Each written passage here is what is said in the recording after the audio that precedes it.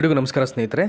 ದಿನಾಂಕ 14/7/2026 ಏನು ಕರ್ನಾಟಕ ರಾಜ್ಯಪತ್ರದಲ್ಲಿ ಶಿಕ್ಷಕರ ನೇಮಕಾತಿಗೆ ಸಂಬಂಧಪಟ್ಟ ಹಾಗೆ ಅಂದರೆ 2026ರಲ್ಲಿ ಸುಮಾರು 15,000 ಶಿಕ್ಷಕರ ನೇಮಕಾತಿಯನ್ನು ಏನು ಮಾಡಬೇಕು ಅಂತ ಅಂದ್ಕೊಂಡಿದ್ದಾರೆ. ಅದಕ್ಕೆ ಸಂಬಂಧಪಟ್ಟ ಹಾಗೆ ಮೊದಲ ಹಂತದ ಕರಡು ನಿಯಮಗಳ ಒಂದು ಅಧಿಸೂಚನೆಯನ್ನು ಬಿಡುಗಡೆ ಮಾಡಲಾಗಿದೆ. ಈಗಾಗಲೇ ಅದನ್ನು ಸಾಕಷ್ಟು ಜನ ರೆಫರ್ ಮಾಡಿದ್ದಾರೆ.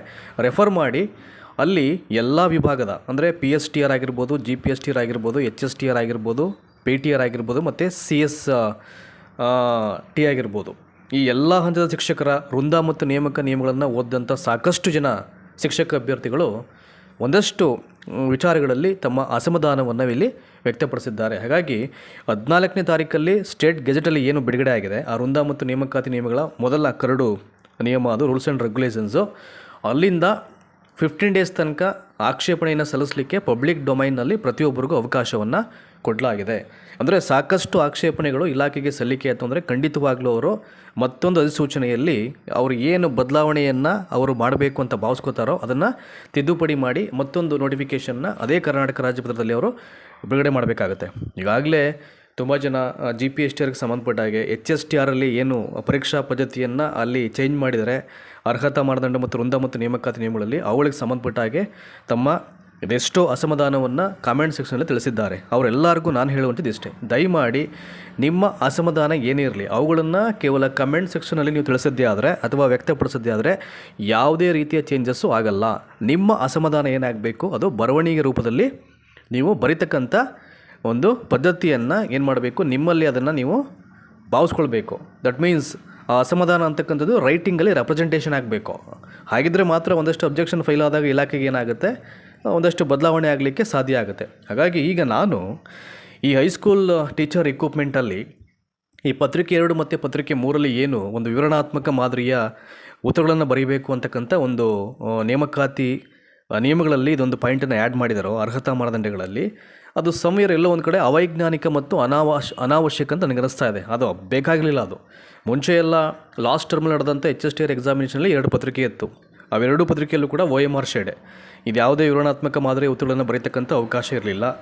ಸೊ ಈಗೆಲ್ಲ ಮಾಡಿದಾಗ ಏನಾಗುತ್ತೆ, ಅವರಿಗೆ ಯಾವುದೇ ರೀತಿಯ ಪಾರದರ್ಶಕತೆಯನ್ನು ತರಲಿಕ್ಕೆ ಸಾಧ್ಯ ಆಗಲ್ಲ. ಹಾಗಾಗಿ ನಾನು ಒಂದು ಲೆಟರನ್ನು ಪ್ರಿಪೇರ್ ಮಾಡಿದ್ದೀನಿ. ಈಗ ಅಬ್ಜೆಕ್ಷನ್ ಫೈಲ್ ಮಾಡಬೇಕು ಅಂದರೆ ದರ್ ಇಸ್ ಅ ವೇ.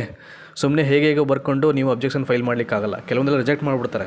ಅಂದರೆ ಯಾವ ಒಂದು ವಿಚಾರಕ್ಕೆ ಸಂಬಂಧಪಟ್ಟ ಹಾಗೆ ನೀವು ಆಕ್ಷೇಪಣೆಯನ್ನು ಸಲ್ಲಿಸ್ತಿರೋ ಆ ಒಂದು ಸಬ್ಜೆಕ್ಟ್ನ ಸ್ಪಷ್ಟತೆ ಇರಬೇಕು. ಆ ಒಂದು ವಿಚಾರಕ್ಕೆ ಪೂರಕವಾದಂಥ ಅಂಶಗಳನ್ನು ನೀವು ಸರಿಯಾಗಿ ಬರೀಬೇಕು. ಆವಾಗಷ್ಟೇ ನಿಮಗೆ ಕರೆಕ್ಟಾಗಿ ಮ್ಯಾಚ್ ಆಗುತ್ತೆ ಅದು. ಸೊ ಇವರು ನೀಟಾಗಿ ಕೋಟ್ ಮಾಡಿ ಹೇಳಿದ್ದಾರೆ ವಿಷಯಗಳನ್ನು ಅಂತ ಅಂದ್ಬಿಟ್ಟು ನೋಡಿ. ಇಲ್ಲಿ ಒಂದು ಪತ್ರವನ್ನು ನಾನು ಪ್ರಿಪೇರ್ ಮಾಡಿದ್ದೀನಿ. ತುಂಬ ಜನ ಕೇಳಿದ್ರು ಯಾವ ವಿಳಾಸಕ್ಕೆ ಇದನ್ನು ಕಳಿಸ್ಬೇಕು ಅಂತ ಅಂದ್ಬಿಟ್ಟು. ಈಗಾಗಲೇ ಅದರಿಗೆ ಕಳೆದ ವಿಡಿಯೋದಲ್ಲಿ ನಾನು ಮಾಹಿತಿಯನ್ನು ಕೊಟ್ಟಿದ್ದೀನಿ ನಾನು. ನೋಡಿ ಇಲ್ಲಿ ಫಸ್ಟು ಫ್ರಮ್ ಅಡ್ರೆಸ್ಸಲ್ಲಿ ದಯಮಾಡಿ ನಿಮ್ಮ ವಿಳಾಸವನ್ನು ಬರ್ಕೊಳ್ಳಿ. ನಿಮ್ಮ ವಿಳಾಸ ಅಂತಂದರೆ ಇಸ್ ನಥಿಂಗ್ ಬಟ್ ಇಲ್ಲಿ ನಿಮ್ಮ ನೇಮು, ನೀವು ಯಾವ ಅಭ್ಯರ್ಥಿ ಅಂತ ಬರ್ಕೊಳ್ಳಿ. ಫಾರ್ ಎಕ್ಸಾಂಪಲ್ ಪದವೀಧರ ಪ್ರಾಥಮಿಕ ಶಾಲಾ ಶಿಕ್ಷಕ ನೇಮಕಾತಿ ಅಭ್ಯರ್ಥಿನೋ, GPT ಅಭ್ಯರ್ಥಿನೋ, ಅಥವಾ ನೀವು HSTR ಶಿಕ್ಷಕ ಆಕಾಂಕ್ಷಿನೋ, ಅಥವಾ PET ಶಿಕ್ಷಕ ಆಕಾಂಕ್ಷಿನೋ.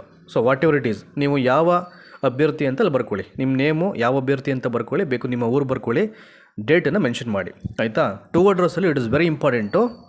ನೋಡಿ ಅಲ್ಲೇ 14ನೇ ತಾರೀಕಲ್ಲಿ ಬಿಡುಗಡೆ ಆದಂತೆ ಕರ್ನಾಟಕ ರಾಜ್ಯಪತ್ರದಲ್ಲಿ ಭಾಳ ನೀಟಾಗಿ ಉಲ್ಲೇಖ ಮಾಡಿದ್ರೆ ಅಲ್ಲೇ ನೋಡ್ಕೊಳ್ಳಿ, ಬೇರೆ ಎಲ್ಲೂ ನೋಡ್ಕೋಬೇಡಿ. ಅಲ್ಲೇನು ಅಡ್ರೆಸ್ ಕೊಟ್ಟಿದ್ದಾರೆ ಅದಕ್ಕೆ ಬರೀಬೇಕಲ್ಲಿ. ಸರ್ಕಾರದ ಅಪರ ಮುಖ್ಯ ಕಾರ್ಯದರ್ಶಿ, ಶಾಲಾ ಶಿಕ್ಷಣ ಮತ್ತು ಸಾಕ್ಷರತೆ ಇಲಾಖೆ, 6ನೇ ಮಹಡಿ, ಬಹು ಮಹಡಿಗಳ ಕಟ್ಟಡ, ಡಾಕ್ಟರ್ BR ಅಂಬೇಡ್ಕರ್ ವೀದಿ, ಬೆಂಗಳೂರು 560001. ನಿಮ್ಮ ಆಕ್ಷೇಪಣೆಯನ್ನು ಬರೆದು ಸಲ್ಲಿಸಬೇಕಾಗಿರ್ತಕ್ಕಂಥ ವಿಳಾಸ ಯಾವುದು ಅಂತಂದರೆ ಈಗ ಹೇಳಿದ್ನಲ್ಲ ಇದೆ, ಆಯಿತಾ. ಇದಾದ ನಂತರದಲ್ಲಿ ಮಾನ್ಯರೇ ಅಂತ ಅನ್ಬೇಕು. ಯಾಕೆಂದರೆ ಕಾರ್ಯದರ್ಶಿಗಳು, ಅಧಿಕಾರಿಗಳು ಇವರಿಗೆಲ್ಲ ಬರೀಬೇಕಾದ್ರೆ ಐ ಥಿಂಕ್ ನಾವು ಇಲ್ಲಿ ಅದು ಹೇಳ್ತಕ್ಕಂಥ ಪದಗಳನ್ನು ಭಾಳ ಇಲ್ಲಿ ಗೌರವ ಸಂಬೋಧನೆಯೊಂದಿಗೆ ಬಳಸಬೇಕಾಗುತ್ತೆ. ಹಾಗಾಗಿ ಮಾನ್ಯರೇ ಅಂತ ಬರ್ಕೊಳ್ಳಿ. ಇನ್ನು ಅದಕ್ಕೂ ಮೀರಿ ಏನಾದರೂ ಒಂದು ಸಂಬೋಧನಾ ಪದ ಇದ್ದರೆ ನೀವು ಬರ್ಕೊಳ್ಬೋದು. ಇದೇ ಫೈನಲ್ ಅಂತ ಹೇಳಲ್ಲ, ಇದಕ್ಕಿಂತ ಚೆನ್ನಾಗಿ ನೀವು ಬರ್ಕೊಂಡ್ರೆ ಅಂತಂದರೆ ಏನೂ ತೊಂದರೆ ಇಲ್ಲ. ಸೊ ಆ ರೀತಿಯಾಗಿ ಪ್ರಿಪೇರ್ ಮಾಡ್ಕೊಳ್ಳಿ. ಸಬ್ಜೆಕ್ಟ್ ಏನು, subject is very important. So ಅದ್ರ ಕಡೆ ಗಮನ ಇರಬೇಕು ನಿಮಗೆ. ಸೊ ಏನೇನೋ ಸಬ್ಜೆಕ್ಟನ್ನು ಬರೆಯೋಕ್ಕಾಗಲ್ಲ ನೀವು, ಸಬ್ಜೆಕ್ಟಲ್ಲಿ ಸ್ಪಷ್ಟತೆ ಇರಬೇಕು ಆರಂಭದಲ್ಲಿ ಹೇಳಿದಾಗೆ. ಸೊ ನಾನು ಪ್ರಿಪೇರ್ ಮಾಡೋದು ಇಲ್ಲಿ ಪ್ರೌಢಶಾಲಾ ಶಿಕ್ಷಕರ ನೇಮಕಾತಿಯಲ್ಲಿ ವಿವರಣಾತ್ಮಕ ಉತ್ತರ ಬರೀತಕ್ಕಂಥ ಪದ್ಧತಿಯನ್ನು ತೆಗೆದುಹಾಕುವ ಬಗ್ಗೆ.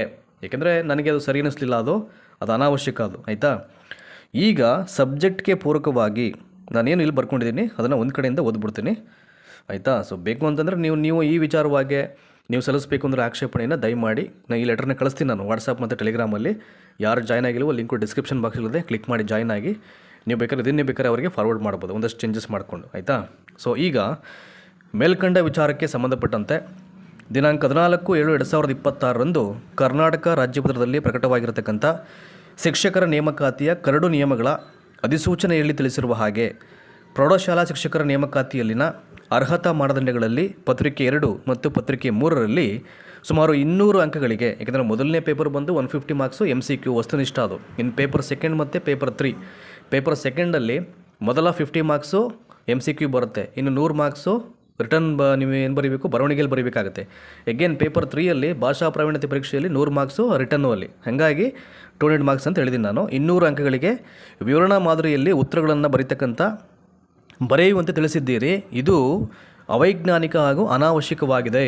ಹಾಗಾಗಿ ಮೊದಲ ಪತ್ರಿಕೆಯಂತೆಯೇ ಉಳಿದ ಪತ್ರಿಕೆಗಳನ್ನು ವಸ್ತುನಿಷ್ಠ ಮಾದರಿಯಲ್ಲಿ ಉತ್ತರಗಳನ್ನು ಶೇಡ್ ಮಾಡುವಂತೆ ಅವಕಾಶವನ್ನು ನೀಡಿ. ಹಾಗಾದರೆ ಮಾತ್ರವೇ ಪಾರದರ್ಶಕವಾಗಿ ಪರೀಕ್ಷೆ ನಡೆಸಲು ಸಾಧ್ಯವಾಗುತ್ತದೆ. ದಯಮಾಡಿ ಕೂಡಲೇ ಈ ವಿವರಣಾ ಮಾದರಿಯಲ್ಲಿ ಉತ್ತರಿಸುವ ಪದ್ಧತಿಯನ್ನು ಕೈಬಿಡುವಂತೆ ತಮ್ಮಲ್ಲಿ ವಿನಮ್ರ ಮನವಿ ಅಥವಾ ವಿನಮ್ರ ಪ್ರಾರ್ಥನೆ ಅಂತ ಬರೆದಿರ್ಬೇಕಾದ್ರೆ ನಿಮಗೆ ಆಗುತ್ತೆ. ಅದಾದ ನಂತರದಲ್ಲಿ ತುಂಬ ಜನ ವಂದನೆಗಳೊಂದಿಗೆ ಅಂತ ಬರೀತಾರೆ. ಸೊ ಅದಕ್ಕಿಂತ ಇದು ಬರ್ಕೊಳ್ಳಿ, ನಮಸ್ಕಾರಗಳೊಂದಿಗೆ. ಲೆಫ್ಟ್ ಸೈಡಲ್ಲಿ ದಿನಾಂಕ ಮತ್ತು ಸ್ಥಳ, ನೀವು ಯಾವ ಡೇಟಲ್ಲಿ ಪೋಸ್ಟ್ ಮಾಡ್ತೀರೋ ಆ ಡೇಟ್ ಮೆನ್ಷನ್ ಮಾಡಿ, ಸ್ಥಳ ಬಂದು ಅಲ್ಲಿ ಬರೀಬೇಕಾಗುತ್ತೆ ನೀವು ಯಾವ ಸ್ಥಳ ಅಂತ ಅಂದ್ಬಿಟ್ಟು. ನೆಕ್ಸ್ಟು ಅಲ್ಲೇ ಇದೆಯಲ್ಲ ನಿಮಗೆ ಕರ್ನಾಟಕ ರಾಜ್ಯಪತ್ರದಲ್ಲಿ ನೋಡ್ಕೊಳ್ಳಿ ಪ್ಲೇಸನ್ನು, ಅದನ್ನು ರೈಟ್ ಸೈಡಲ್ಲಿ ನಿಮ್ಮ ಸಿಗ್ನೇಚರ್ ಹಾಕಬೇಕು. ಇಲ್ಲಿ ನಾನು ಸುಮ್ಮನೆ ನಿಮಗೆ ಗೊತ್ತಾಗಲಿ ಅಂತ ಅಂದ್ಬಿಟ್ಟು ಇವರ ಸಿಗ್ನೇಚರ್ ಅಂತ ಅಂದ್ಬಿಟ್ಟು ಸಿಗ್ನೇಚರ್ ಶೈಲಿಯಲ್ಲೇ ಅದನ್ನು ಪ್ರಿಪೇರ್ ಮಾಡಿದ್ದೀನಿ. ಸೊ ನೀವು ಅಲ್ಲಿ ಸಿಗ್ನೇಚರ್ ಮಾಡ್ಕೊಳ್ಬೇಕಾಗತ್ತೆ. ಸೊ ಹೀಗೆ ಒಂದು ಪತ್ರವನ್ನು ನೀವೇನು ಮಾಡಬೇಕು, ಪ್ರಿಪೇರ್ ಮಾಡ್ಕೊಳ್ಬೇಕು. ಇದಾದ ನಂತರದಲ್ಲಿ ಒಂದು A4 ಅಳತೆಯ ಒಂದು ಲಕೋಟೆನ ತೊಗೊಳ್ಬೇಕು. ಲಕೋಟೆಯನ್ನು ತೊಗೊಂಡು ಈ ಪತ್ರವನ್ನು ಅದರೊಳಗಡೆ ಹಾಕಬೇಕು, ಆಯಿತಾ? ಅಥವಾ ಇನ್ನೊಂದು ಬರುತ್ತೆ ನಿಮಗೆ, ಐ ಥಿಂಕ್ ಒಂದು ಕಾಕಿ ಕವರ್ ಅಂತ ಬರುತ್ತೆ ನಿಮಗೆ, ಎನ್ವಲಾಪ್ ಅಂತ ಅಂದ್ಬಿಟ್ಟು. ಸೊ ಅದನ್ನು ತೊಗೊಂಡು ಬೇಕಾದ್ರೆ ಇದನ್ನು ಒಂಚೂರು ನೀಟಾಗಿ ಫೋಲ್ಡ್ ಮಾಡಿ ಹಾಕಿದ್ರು ಏನು ತೊಂದರೆ ಇಲ್ಲ. ಸೊ ಅಲ್ಲೂ ಅಷ್ಟೇ 2 ಅಡ್ರೆಸ್ಸನ್ನು ನೀಟಾಗಿ ಮೆನ್ಷನ್ ಮಾಡಿ, ಒಂದು ಕಡೆ ಫ್ರಮ್ ಮೆನ್ಷನ್ ಮಾಡಿ, 2 ಅಡ್ರೆಸ್ ಮೆನ್ಷನ್ ಮಾಡಿ ನೀವು ಪೋಸ್ಟ್ ಮಾಡ್ತು ಅಂತಂದರೆ ಅದು ವಿತಿನ್ 3 to 4 ಡೇಸಲ್ಲಿ ಸೆಂಡ್ ಆಗುತ್ತೆ. ಅದು ಸ್ಪೀಡ್ ಪೋಸ್ಟ್ ಆದರೆ ನಿಮಗೆ ಬೇಗ ಹೋಗುತ್ತೆ. ಇನ್ನು ರಿಜಿಸ್ಟರ್ ಪೋಸ್ಟ್ ಅಥವಾ ಆರ್ಡಿನರಿ ಪೋಸ್ಟ್ ಆದರೆ ಒಂದು 2-3 ದಿನ ಟೈಮ್ ತೊಗೊಳುತ್ತೆ ಅಷ್ಟೇ. ಸೊ ಈ ರೀತಿಯಾಗಿ ಅಂದರೆ ನಿಮಗೆ ಯಾವ ಸಬ್ಜೆಕ್ಟಲ್ಲಿ ಅಬ್ಜೆಕ್ಷನ್ ಫೈಲ್ ಮಾಡಬೇಕು ಅಂತ ಅನಿಸುತ್ತೋ ಆ ಸಬ್ಜೆಕ್ಟನ್ನು ಸ್ಪಷ್ಟವಾಗಿ ಬರ್ಕೊಂಡು ದಯಮಾಡಿ ನೀವು ಆಕ್ಷೇಪಣೆಯನ್ನು ಸಲ್ಲಿಸಲಿಕ್ಕೆ ಸಿದ್ಧರಾಗಬೇಕು. ಟೈಮನ್ನು ವೇಸ್ಟ್ ಮಾಡೋಕ್ಕೆ ಹೋಗ್ಬಿಡಿ. ನೀವೇನೇ ಕಮೆಂಟಲ್ಲಿ ಮೆಸೇಜ್ ಮಾಡಿದ್ರು ಇಟ್ ವಿಲ್ ಬಿ ಯೂಸ್ಲೆಸ್, ಆಯಿತಾ? ಯಾವತ್ತೂ ಕೂಡ ನಿಮ್ಮದೇನೇ ಅಸಮಾಧಾನ ಇದ್ದರೂ ಅದನ್ನು ಬರವಣಿಗೆ ರೂಪದಲ್ಲಿ ನೀವು ಪರಿವರ್ತನೆ ಮಾಡಿಕೊಂಡು ನಿಮ್ಮ ಆಕ್ಷೇಪಣೆಯನ್ನು ಸಲ್ಲಿಸಬೇಕಾಗತ್ತೆ. ದಯಮಾಡಿ ಇದೊಂದು ಮಾಹಿತಿ ಅಥವಾ ಇದೊಂದು ಕಂಟೆಂಟು ನಿಮಗೆ ಇಷ್ಟ ಆಗಿದ್ರೆ ಎಲ್ರಿಗೂ ಶೇರ್ ಮಾಡಿರಿ, ಒಂದಷ್ಟು ಅವೇರ್ನೆಸ್ ಹೋಗಲಿ ಅಂತ ಅಂದ್ಬಿಟ್ಟು. ಸೊ ನನ್ನ ಹಾಗೆ ಬರೀಬೇಕು ಅಂತೇನಿಲ್ಲ, ಒಂದು ಐಡಿಯಾ ನಿಮಗೆ ಗೊತ್ತಾಗ್ಬಿಡುತ್ತೆ ಅಂತಂದರೆ ಬೇಸ್ಟ್ ಇದನ್ನು ಇಟ್ಕೊಂಡು ನಿಮಗೆ ಯಾವ ರೀತಿಯಾಗಿ ಅದನ್ನು ಬರ್ಕೊಳ್ಳೋಕ್ಕೆ ಸಾಧ್ಯ ಅದನ್ನು ಬರ್ಕೊಂಡು ನೀವು ನಿಮ್ಮ ಆಕ್ಷೇಪಣೆಯನ್ನು ಸಲ್ಲಿಸಲಿಕ್ಕೆ ಅವಕಾಶ ಆಗುತ್ತೆ. ಹಾಗಾಗಿ ನಾನು ಇದೊಂದು ಪ್ರಯತ್ನವನ್ನು ಮಾಡಿದ್ದು. ಸೊ ಧನ್ಯವಾದ ಈ ಒಂದು ವಿಡಿಯೋನ ವಾಚ್ ಮಾಡೋದಕ್ಕೆ.